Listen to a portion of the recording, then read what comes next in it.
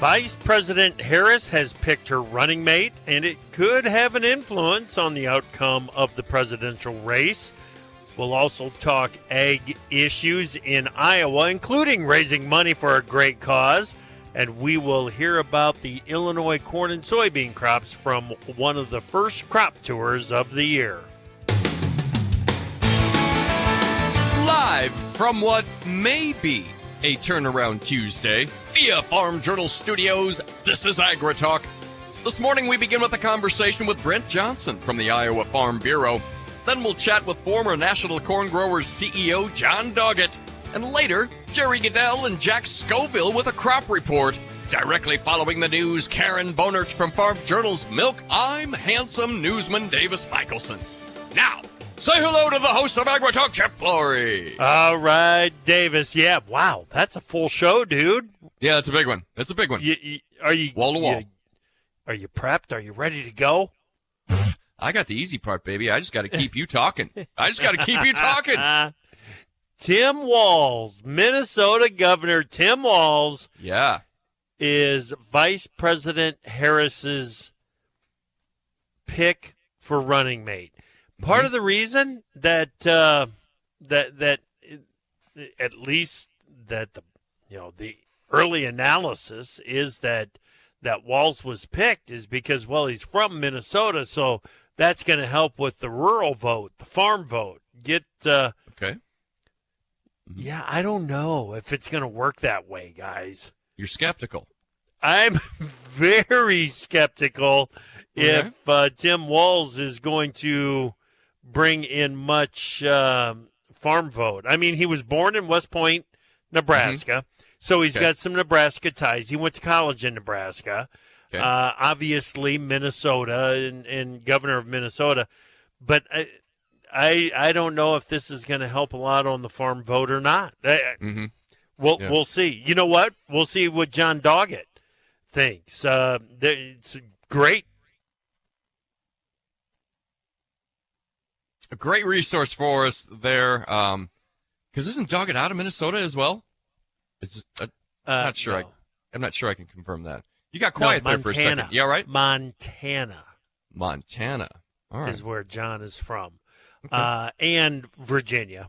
I think that his permanent residence is out in Virginia, but the farm is back in Montana for John. Okay. But we'll get plenty of perspective from John on what's going on there. Brent Johnson is coming on. We'll talk about some Iowa ag issues and the Governor's Charity Steer Show, which is coming up on Saturday. Brent's an exhibitor. I'm an exhibitor.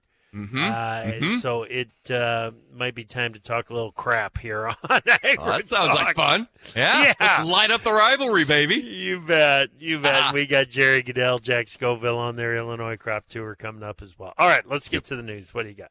Well, Chip, the weather says the National Weather Service says Tropical Storm Debbie will continue to unleash excessive rainfall, dangerous rip currents, storm surge, and a few tornadoes across portions of the southeast in the next several days. Complex of thunderstorms, some severe with excessive rainfall, will track across the Great Lakes. Hello, South Bend, Ohio Valley, into portions of the Mid-Atlantic today. Meanwhile, dangerous heat and wildfire concerns continue for the West. A little something for everybody in there, Chip.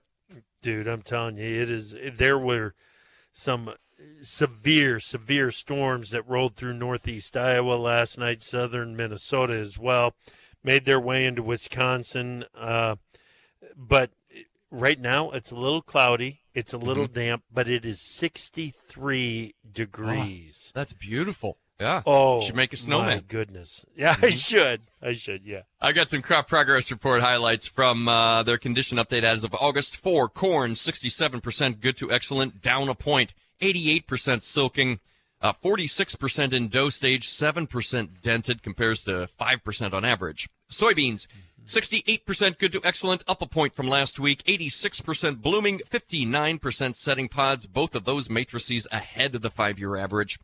Spring wheat, 74% good to excellent, unchanged on the week. 97% headed, 6% harvested. Now, that's behind the 10% harvested average pace as of this date. Cotton, 45% good to excellent. Oof, pulled back 4 percentage points from last week. 91% squaring, 60% setting bowls, 8% bowls opening compares to 7% on average. Winter wheat, 88% harvested, slightly ahead of the average pace. Right. Crop consultant Dr. Michael Cordonnier raised his U.S. corn and soybean yield forecasts a half bushel each to 182 bushels and 52.5 bushels per acre, respectively, noting August began without any widespread problems. Chip-heavy long liquidation in live cattle futures, including Monday's fear-driven plunge, swung the market from overbought to short-term oversold in just 6 trading sessions. Monday's mid-range close and filling of the opening gap suggests potential selling exhaustion, though a drop through yesterday's low would likely trigger another leg lower. Chip global stock markets were mostly higher overnight after Monday's sharp plunges as fear-based selling eased.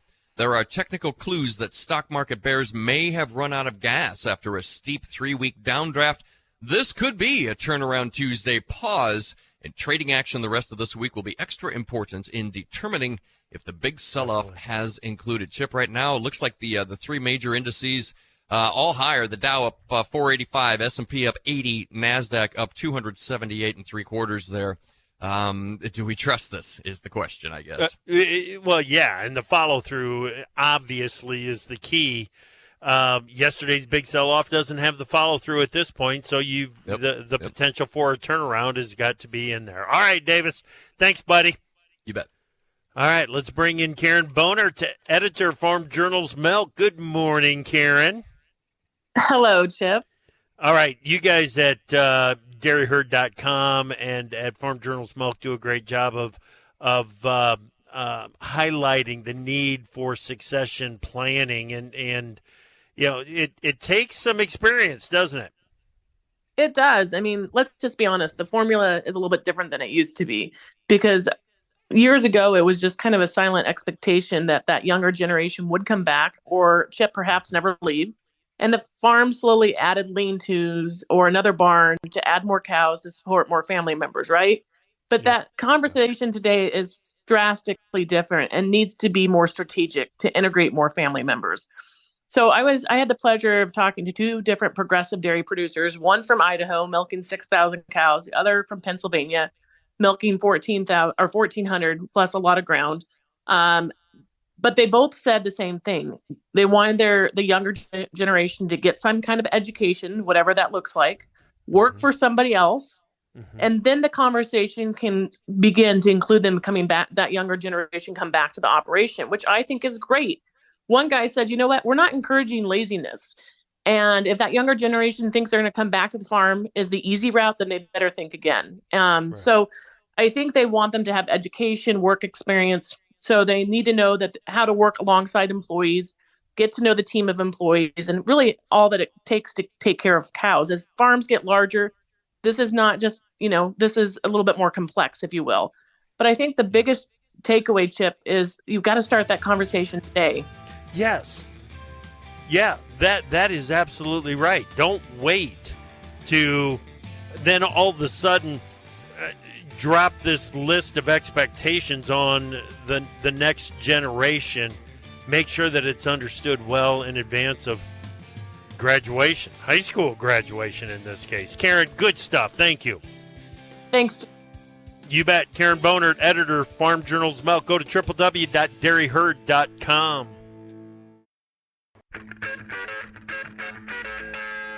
We don't make the news, we render it. AgriTalk. Welcome back to AgriTalk. I'm your host, Chip Flory. Glad you're with us on this Tuesday morning. Join me right now, Brent Johnson, president of the Iowa Farm Bureau Federation. Brent, it's great to talk to you again. How are you? Very good, very good. Good morning, Chip. Yeah, great. How are things up in Calhoun County? Did you catch any of the weather from last night? Yeah, we didn't have any severe weather last night. Things are really kind of up and down for us. Planting was beautiful. Emergence was a struggle. And since then, we've just been fighting the normal growing season stuff. And, we've got some areas that look very, very good. And we've got some other areas that are either drowned or either drowned out or severely hampered by too much moisture. So we've got a wide array of expectations out there, but ultimately, I think things look pretty decent. Yeah. It's going to be a tough year figuring out exactly what you've got up in north central and northwest Iowa, isn't it? Yeah. All those really heavy rain concentrated areas, Spencer and Jackson, Minnesota, all those areas, that really starts about 20 miles or so north of my farm. So I feel really lucky. I've driven through that area a bunch. Stuff looks pretty tough, but there's some winds through there too. So it'll be really interesting to see what comes through the combines this fall. Yeah, no doubt. Iowa Farm Bureau had a national policy trip to Washington, D.C. What was the focus? What did you guys learn?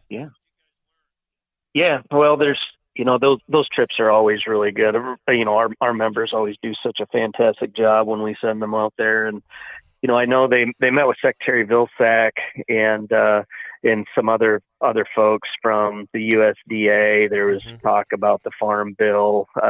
Just kind of your normal run of the mill pre-election stall kind of conversations, if you will.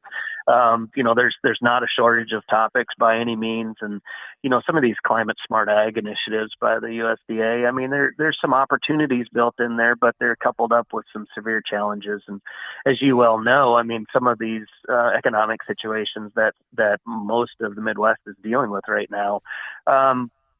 Is that a benefit or is that a problem? And there's a lot of navigation in that area right now. Yeah.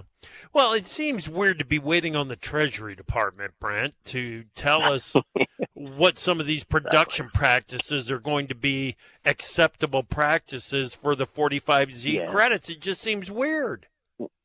It really is. And, the real severe challenge there is this mandated bundling of these practices right now. I mean, they've really pigeonholed producers into a production style that is either black or white, yes or no, and they're really ignoring all the really, really good stories that are out there. Farmers are, generationally very innovative in what they do, making progress, and so I started asking some of these questions, and preliminarily. Found some really interesting things. So I took the CI score, and we back figured that through the decades, really. And so everybody's talking about CI score. We're used to talking about bushels per acre, pounds per animal, all these normal efficiency numbers that the agriculture community is used to dealing with. And now we're having to answer questions about CI score on farms. Yeah. So we took today's calculations and we actually backed that up. And from the late 70s, 77, 1980, corn production, we've retraced 50% of our carbon intensity score naturally, the way that farmers just do what farmers do by being innovative, being proactive, trying to do what's right, technology advancements, all of those things.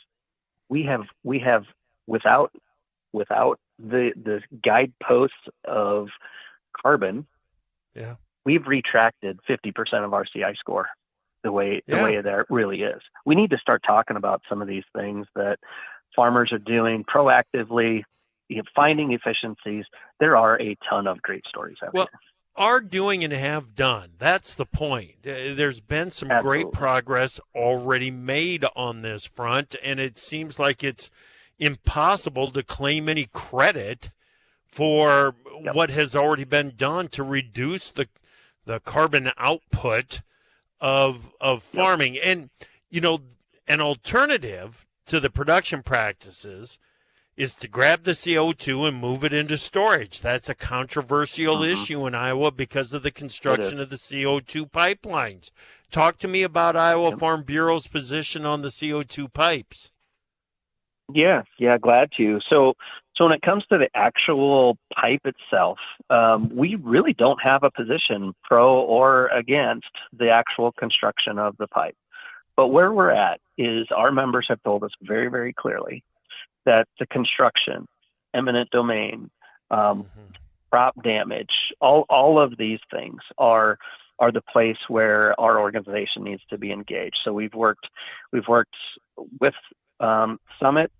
Well, we've informed them. We've been in front of the IUB at every single hearing, and to make sure that the landowners who are being affected are being treated properly, fairly, adequately, not only today but tomorrow as well. And so really that's where a lot of our conversations have been. Now there's been this other conversation as well, 45Z credits. Are those going to stop at the processors, or are they going to find their way into the farmers, and the farmers Right. actually going to be benefiting from some of these things? And there's some real questions around there. And so it's a huge conversation, and it's very messy if you get into it, but ultimately taking care of private property rights. And then if farmers voluntarily want to participate in these programs, making sure that those credits get to them if that's what they choose to do. Yeah. Well, if they don't get all the way down to the farm, it's probably going to be a little tough for that processor, that ethanol maker, to make any ethanol, because they won't have much corn if they're not sending the benefits down the line. Yeah. That's true. Yep. Dude, Saturday is the day. We've got a fun time coming up. We've got the Iowa Governor's Charity Steer Show coming up. Let's get some of the details out of the way. Lily McClure from Dallas Center, Iowa is your exhibitor, and you're going to be showing Buddy at the Iowa State Fair. I tell you what. Yeah. You know what? Just last night, I had a couple hours. I was actually in Des Moines. Had a couple hours, so I ran out to the McClure farm and nice. Known her dad for a while, and got to meet Lily. What a fantastic young lady! And that, I tell you what, that steer Buddy, he's a good-looking animal. He is all of 1,400 pounds, and that girl handles him like a champ. Nice. I mean, that's a good-looking steer, and she has done a fantastic job. 1,400 pounds of Iowa corn-fed beef right there, huh? Oh, it looks tasty. Well, I'm going to be working with Lucy Wibholm from Dowds, Iowa. The steer I'm going to be showing is Ronnie. Okay. Working again with the Foster and Evelyn Barkema Charitable Trust and the Friends of Franklin County Cattlemen. You guys, I can't stress enough how important it is, the work that the sponsors do, the Iowa Farm Bureau for this effort, and the Barkema Charitable Trust, Friends of Franklin County. Over the years, this steer show has raised over $5 million for the Ronald McDonald House. Last year, it was just over $500,000 in 1 year, Brent. It's such a worthy effort. It is. I mean, there are, if you just talk about what the Ronald McDonald House does, there's three of them in Iowa, and those three houses they've touched lives in people from every single county in Iowa, every state in the country, and 62 other countries. I mean, it's amazing the outreach that does, and to have a $5 million lifetime influx into that is phenomenal. And what a fun way to do it, by showing steers at the state fair. I mean, how iconic is that? So. Well, yeah, no doubt about it, and plus it gives us a chance to feature Iowa cattlemen, Iowa beef producers.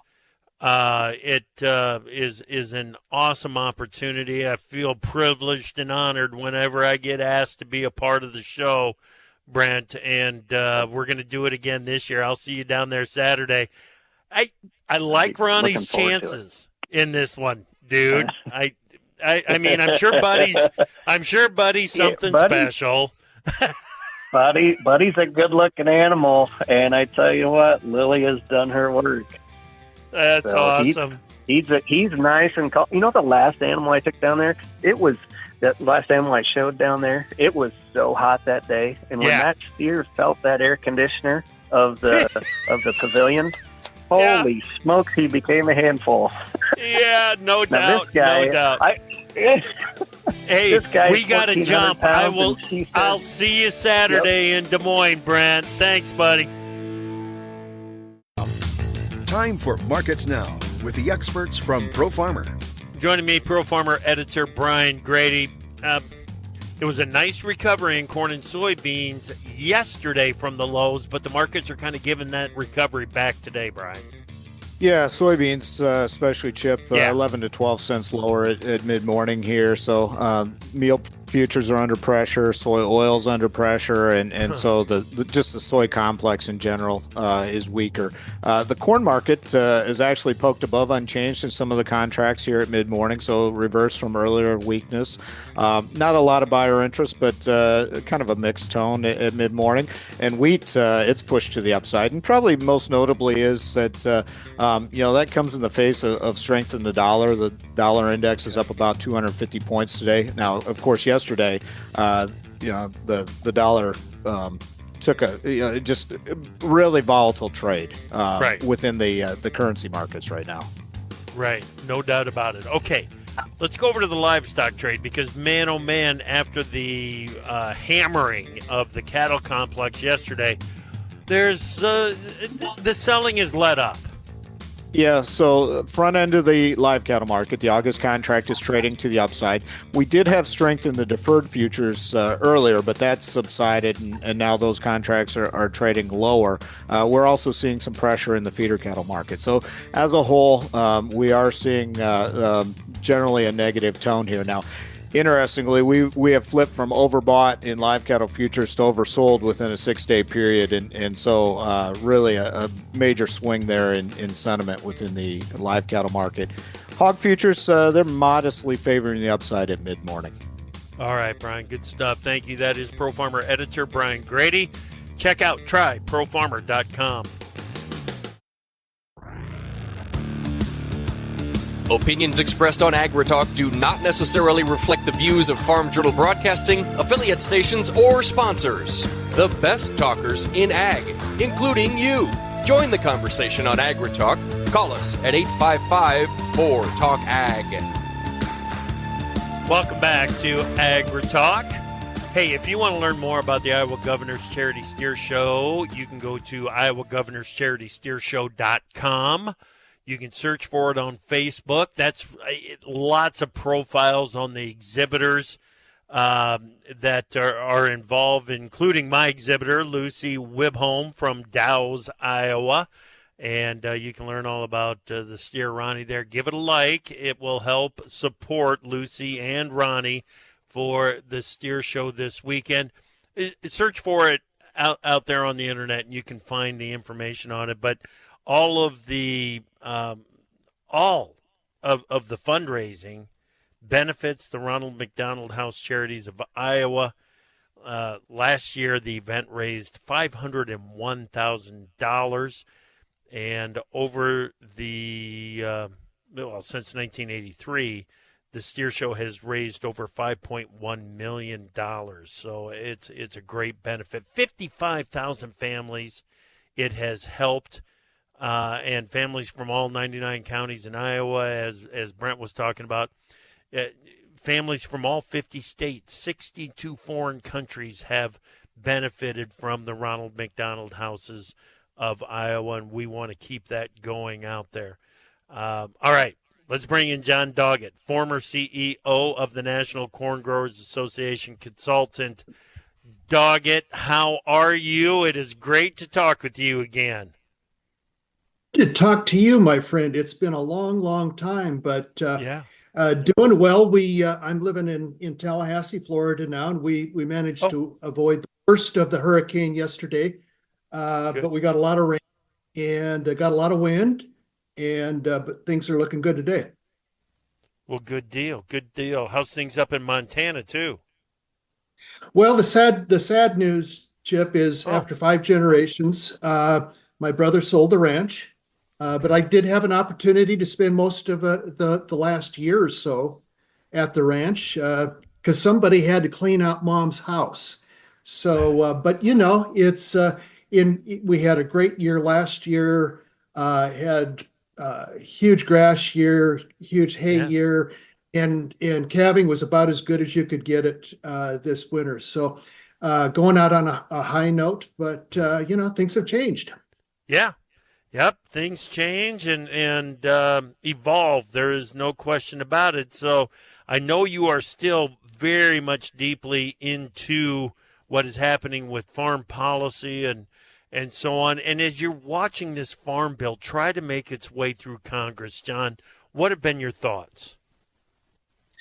Well, there are two math problems you have to solve, and they're connected. But the first one you have to solve is to get enough money. Yeah. And the second one is, do you cover enough bases to have enough votes? And 218 votes in the House of Representatives is 50% plus one. Yeah. If you take the 10 largest corn producing states in the United States, and that includes Illinois, you take all of those House members from all of those states, it's less than 100 representatives. Right. So if you've got to get to 218, you've got some work to do. You got to have partners, you got to have alliances, and you got to have some give and takes. So they're going to have to find a bunch of money. And there's no way you're going to get a farm bill that doesn't help farmers. There's no way that you're going to get a bill that doesn't help SNAP participants. Basically, we're all talking about inflation, what it's done to everybody. And the farm bill is a risk management bill, and not just for farmers, but for folks that are finding themselves in tough times and having problems feeding themselves. And so it's going to be interesting. I don't see that they're going to get it done between now and the election. And lame duck sessions, everybody talks a good game going into that, and there'll be hundreds of bills on the list and maybe two or three done. Right. Yeah, and so much of what's going to happen in the lame duck is going to be determined by the elections and who has control of which chamber of and the GOP, the Republicans, have been maybe dragging their feet a bit in the Senate, thinking that they're going to have control of the Senate. Is that a possibility in your mind? Well, I don't think anybody can control the Senate unless you have 60 votes, and so again, you're going to have to figure out a way to reach across the aisle and figure things out. And I think that combo of Pat Roberts and Debbie Stabenow certainly proved that you could get those things done and you could be successful. And Pat's gone, and pretty soon Debbie Stabenow will be gone. And so it's going to be interesting to see who replaces all of those folks. Yep. Okay. So when you take a look at the race for the White House, what are your thoughts on, well, number one, Harris picking Minnesota Governor Tim Walz as her running mate? I think it's a good move, and I think that Tim Walz is the only vice presidential candidate in at least 40 years that served in Congress and served on an ag committee. You got to go back at least 40 years, maybe 50 years, before you find a vice presidential candidate that served in the ag committee. So that's interesting. I think it's an interesting choice. He was well regarded in the Congress when he was there, and we visited with him from time to time. Good guy, listens well. We'll see. But the thing, Chip, is with the elections, there's not a single congressional or presidential race that's going to be run in November that's going to be dependent on agricultural issues. Right. You don't hear it any place. I mean, the only ads you're hearing now is the other guy is an SOB, and then they switch, and then they go back and forth with who's bad, and there's not much policy talk, and there's certainly not much ag policy talk, which is unfortunate. Yeah, it seems to me that ag issues are as insignificant in an election as they ever have been. Yeah, absolutely. Because The Democrats have pretty much abandoned rural America, and rural America has abandoned the Democrats, and we're talking about social issues rather than reference prices or marketing loans or MAP and FMD funding. Right. Okay, talk to me about the efforts on sustainable aviation fuel. We talked about it a little bit with Brent and the sequestration of carbon and CO2. It's just such an important piece of the puzzle going forward for agriculture and biofuels in general, isn't it? Well, I think it's a huge potential, and there's some issues that very much need to get resolved in that space. And I think that USDA is hearing that they're, they set the standard pretty high. And if the move is to move to biofuels, we need to make sure that the path is fairly clear. Yeah. And we're not trying to trip people up. And I think we're going to get there. It's going to take some time. It's going to take some commitment from folks in agriculture, folks in the biofuel space, and folks in aviation. I think the potential is there, and I think we're going to realize the potential. But there's going to be a few bumps along the way. Okay. So if biofuels, sustainable aviation fuel is as important as I think we both believe it is to future profitability on the farm, do you like Harris, who would support SAF, but also wants electric cars, or Trump and his fossil fuels, which would include ethanol as an oxygenate? How do you balance that for agriculture?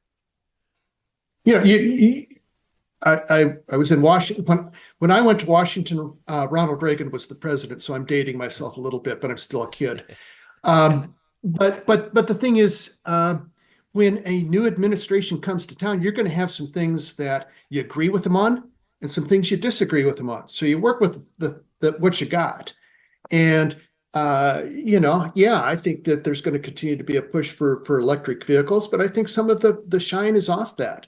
Yeah. Consumers are starting to question some of those things. The consumer makes the decision on this stuff. I mean, you can push electric cars all you want out of Washington, D.C., but the consumer is the one that makes the decision because they write the check. So I don't know. I think there's going to be opportunities either way. And the smart thing to do is, play with what the game is. And the game's going to be one way or another. And we'll just have to figure some of that out. Yeah. Yeah, boy. It so much is writing on it. On one hand, we talk about how farming and rural issues are low on the priority list in this election, and on the other hand, we've got to maintain it's a fact that so much about the future for agriculture is riding on the outcome of the election because of energy policy, right? Oh yeah, but that's where we started to go back in the 70s with gasohol and the evolution of ethanol over the years. And boy, it's taken a lot of twists and turns, but it's a significant part of the demand for the corn industry, and it's going to continue to grow. And the thing is, we got to have the tools available. Right. And I have to give some credit to the Biden administration with the Inflation Reduction Act, because we've been talking. We are out of time, John. Doggone it. We'll get you back on here, man. Jon Doggett, former CEO.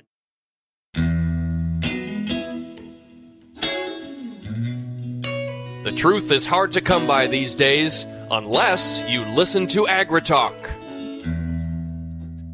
Welcome back to AgriTalk. I'm Chip Flory. Glad you're with us. It's that time of the year we're trying to figure out exactly what is going on out in corn, soybean fields across the Midwest.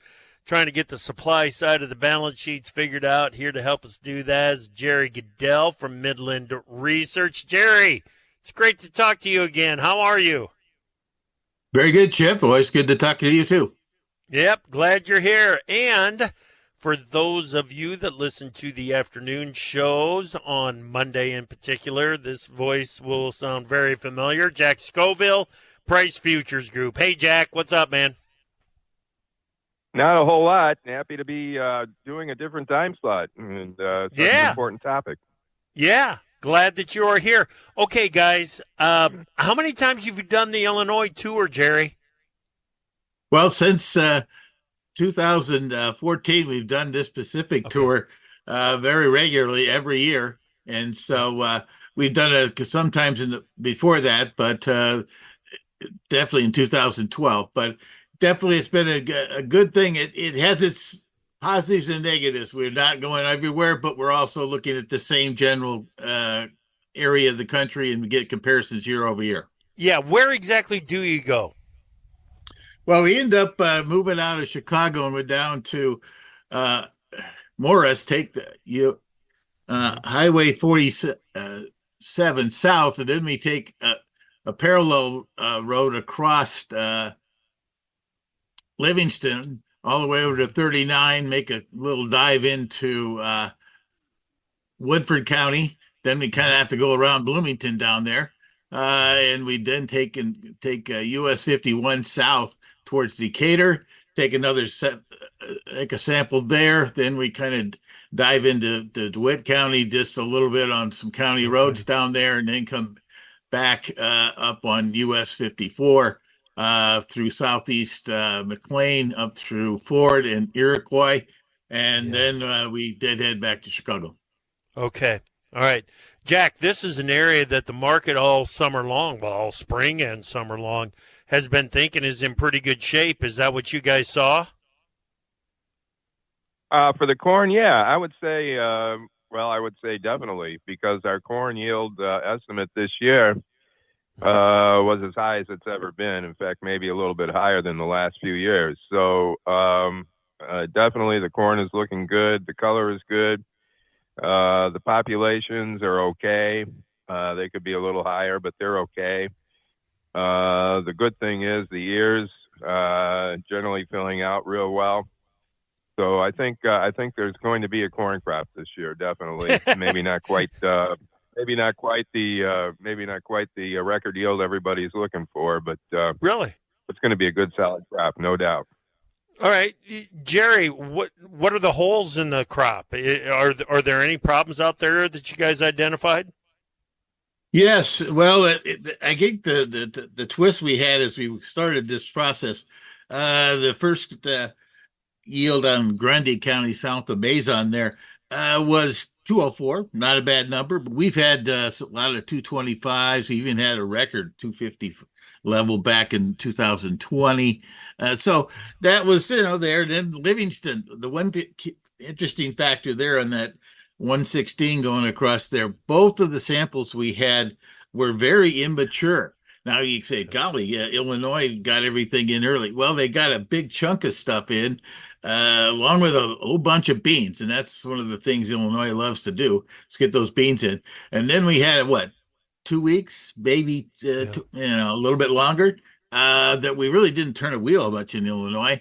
And interestingly enough, I think that showed up in some of our samples that we had in Livingston. And I think it might even impacted our samples south of Bloomington there, because we only had a 190 level on the two stops we had there in Livingston, and only 187 south of Bloomington. So I think we got into an idea looking at this thing, golly, this thing isn't really putting itself together. And that even our DeWitt estimate, which is always a very good one traditionally, and that in the 235 to 250, we only had a 209. But the things really started turning around as we then started going back north in 54. And it turns up both Ford and Iroquois had some super yields for those counties. We had, I think, the biggest yield we've ever had in Ford at 220 and 236 in Iroquois, which is very erratic. That soil down there, you just don't know. We actually did have to make a secondary choice there because we ran into some 20-inch rows, And actually, there's surprisingly, we found a sign for a field that had non-GMO, so we didn't take a shot at that one either. Okay. But overall, that's what the big difference. We popped up dramatically in those last ones, and that's how we got our 213.7 up about 3 bushels from the last year's numbers. Okay. So 213 up about 3 bushel from last year. So you found a crop, a dang good crop, but maybe just not as good as what was anticipated. Jack, based on what has been factored into the market, how do you think this fits with market expectations? Well, as Jerry noted, there's still a long way to go. Yields can still improve. But I think market expectations looking for record yields, that's awfully tough. I think that's tough every year. I mean, I know we're in the era of GMO seeds and everything like that, and because of that, I do expect very good yields. I just think that maybe we're getting a little overdone here. Okay, all right. Literally 30 seconds, Jerry. Give me your impressions on the beans. They're very short. That's been our comment from Jack during the whole thing. Excellent clearness, things like that. We had some good pods. We didn't have some other ones too because of this 30-day or 2.5 weeks delay. Overall, prospects are good. Got to be great weather in August. Got to be great in August. All right, you guys. Thanks for doing that again, and thanks for bringing your perspectives here to AgriTalk. Okay. Always appreciate it. Happy to do it. All right. Jerry Gidel, Midland Research, Jack Scoville, Price Futures Group. Thank you so much for listening this morning. Come back this afternoon. We're going to have a conversation with Dan Huber from the Huber Report right here on AgriTalk.